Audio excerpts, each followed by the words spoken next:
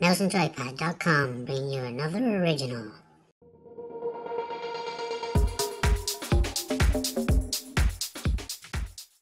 I'm joined by Daniel Platt, the lead level designer for Warhammer End Times Vermintide. Daniel, can you tell us a little bit about the game and just in general? Well, yeah, it's a first-person co-op game set in the Warhammer fantasy universe. And yeah, you play four players as a team, and you try to get through and survive this horrible cataclysm called the End Times. Okay, now I've just played through the demo that we've got at EGX, and it's very similar in mechanics to Left 4 Dead. Was that an intentional decision by you guys?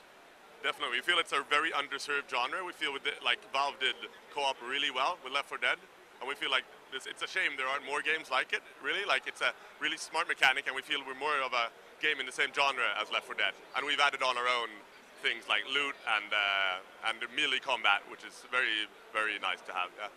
Okay, so can you tell me about the loot and how that will play into the character progression? Yeah, as you finish a level, you roll dice to get loot, and you can improve your chances to get good loot by completing certain missions in the level or certain challenges rather, and also playing on a harder difficulty.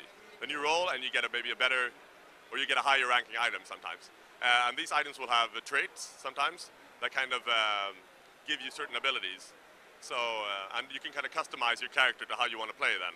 So it's more of it's not strictly a class-based system, but it's kind of towards that. You have several different classes you can play as a character, kind of. Okay, and can I ask, in the rich world of Warhammer, why did you choose the Skaven as the enemies? We definitely feel it's been very underserved. I think there's very few games about the Skaven, and it has a huge fan base online. We felt definitely that was a good opportunity to capitalize on. I think a few players are like, oh, why didn't you do orcs? Why didn't you do chaos? But also half the players are like, wow, thank God somebody's doing something with the Skaven. So that's and especially around here, we've had so many Skaven fans come up and go, be thankful. That's cool. Okay.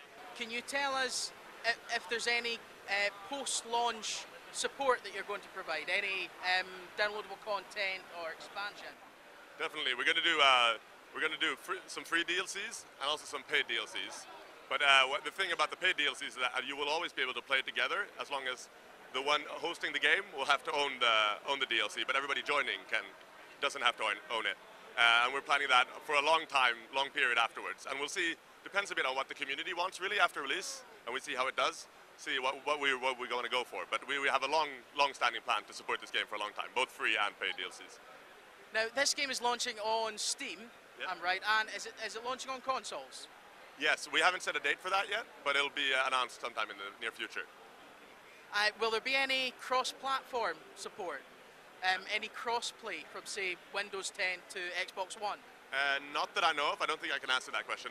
That would be nice, but I don't have the technical know-how to say anything about that.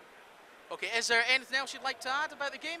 No, it's out on October 23rd, so it just appeared on the Steam page, so you can pre-order now if you want. Fantastic. Thanks very much for your time. Thank you. Thank you.